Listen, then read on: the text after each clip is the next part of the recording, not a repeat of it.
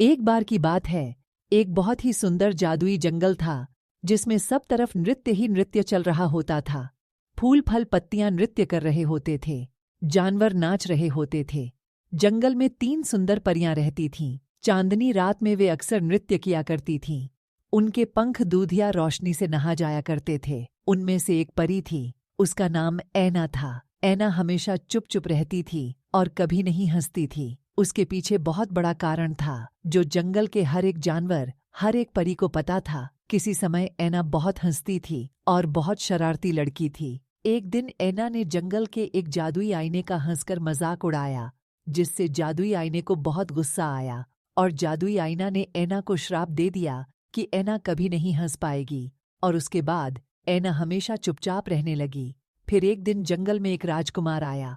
राजकुमार बहुत सुंदर था और बहुत प्यारा था और हमेशा मुस्कराता रहता था। जंगल में चलते चलते उसने देखा कि जंगल बहुत सुंदर और जादुई है। उसने देखा कि एक परी पेड़ के नीचे उदास बैठी है। उसने ऐना से बात करने की कोशिश की, लेकिन ऐना ने कोई बात नहीं की। जंगल के जानवरों से उसे पता चला कि ऐना को श्राप मिला है, ऐना कभी नहीं हंस सकती। राजकुमार ने ऐना को श्राप से मुक्ति दिलाने का प्रण लिया और राजकुमार जंगल में एक बाबा के पास गए और बाबा ने उन्हें बताया कि उत्तर दिशा की ओर एक नदी है, जिसका पानी जादुई है। अगर ऐना को पिला दिया जाए तो ऐना फिर से वैसी हो जाएगी और हंसने लगेगी। राजकुमार बहुत ही मशक्कत और कठिन मेहनत से उस नदी से जल भरकर लाया। राजकुमार ने आकर ऐना को जल पीने के लिए दिया। ऐना ने जैसे ही जल पिया है, ऐना फिर से पहले जैसी हो गई है। वह हंसने लगी, मुस्कुराने लगी, चारों ओर नृत्य करने लगी। यह देखकर सारी परियां बहुत खुश हो गई और राजकुमार भी बहुत खुश हुआ और परियों ने